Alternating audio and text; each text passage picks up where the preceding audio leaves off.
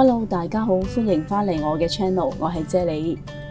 今日咧，我會用合掌瓜嚟同大家分享一款非常之有益嘅湯水啦。咁合掌瓜咧，佢就有一個非常之勁嘅功效啦，就係利尿排蠟啦。咁利尿咧，通常好多朋友仔都知道係咩啦。咁排蠟又係乜東東咧？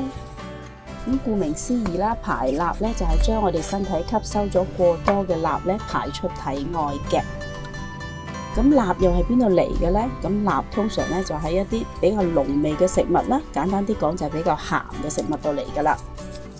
咁如果我哋吸收咗過多嘅蠟咧，咁身體嘅保護機制咧就會刺激我哋飲更多嘅水啦，同埋咧令到個腎臟保留更多嘅水分啦。咁就好可能令到我哋有水腫啦。如果係嚴重嘅話，就可能會影響心血管嘅功能啦，同埋腎臟嘅功能啦。咁合掌瓜嘅功效咧，就可以令到啲蠟可以跟隨我哋嘅尿液啦，去排出我哋嘅體外嘅，咁就可以起到保護我哋嘅腎臟啦，同埋心血管功能嘅效果啦。咁而家我就已經將去咗核嘅合掌瓜切到一嚿嚿啦，跟住就將佢擺落個壓力煲度備用啦。係啊，今日我用壓力煲嚟煲湯，因為放工遲咗。跟住呢度咧，我準備咗一條可以幫我哋保護視力嘅紅蘿蔔啦。因為咧紅蘿蔔佢含有好豐富嘅胡蘿蔔素咧，而胡蘿蔔素咧就可以幫我哋修復我哋眼睛嘅感光細胞嘅。尤其是係我哋呢啲成日對住電腦嘅人士啦，咁食多啲紅蘿蔔咧對眼睛係有好處噶。咁我就將啲紅蘿蔔切成一嚿嚿啦，跟住擺埋落個湯煲度啦。跟住咧呢度我就準備咗一啲滋陰補肺止咳嘅沙參啦。咁我會用到佢50個 gram 嘅。呢一個係海玉竹啦，咁佢有補氣、健脾、補腎嘅功效嘅，咁樣佢同合掌瓜嘅功效就可以相輔相成啦。咁我會用到50個 gram 啦。呢度我準備咗30 gram 可以幫我哋對抗衰老、改善失眠嘅紅腰豆。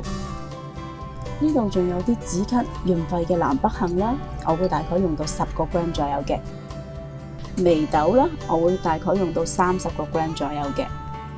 80個 gram 嘅腰果啦，將以上所有嘅材料咧都倒落個盤度，清洗乾淨佢啊。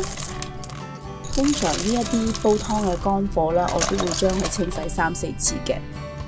咦，爭啲漏咗呢2粒養肝安神嘅蜜棗添。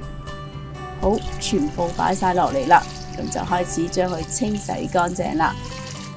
因為呢啲全部都係乾貨啦，喺製作嘅過程咧，難免會有啲沙石啊、塵啊黐咗喺上面，所以我通常都會清洗3-4次嘅。將清洗乾淨咗嘅材料咧，全部都擺晒落個煲度啦。所以我成日都話煲湯其實真係最容易嘅，因為將所有材料抌晒落去煲咁就 OK 啦。其實煲湯最難嘅就係點樣去搭配相輔相成嘅食材。只要啲食材搭配得好，咁個湯嘅效果自不然就會好啦。開着咗個大火啦，將所有嘅材料煲滾佢，需時大概係10分鐘左右嘅。而家個湯咧就已經滾起咗啦，咁我會收翻個細火，由佢煲10分鐘。話咁快10分鐘就已經過咗去啦，咁我會熄咗個火佢啦，由佢自然降壓，大概10分鐘左右啦。降壓完成咗之後呢，就打開啲湯睇下佢先。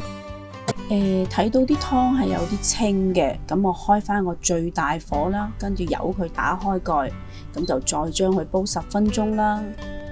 咁呢個動作呢，就可以令到啲湯煲到好濃郁噶啦。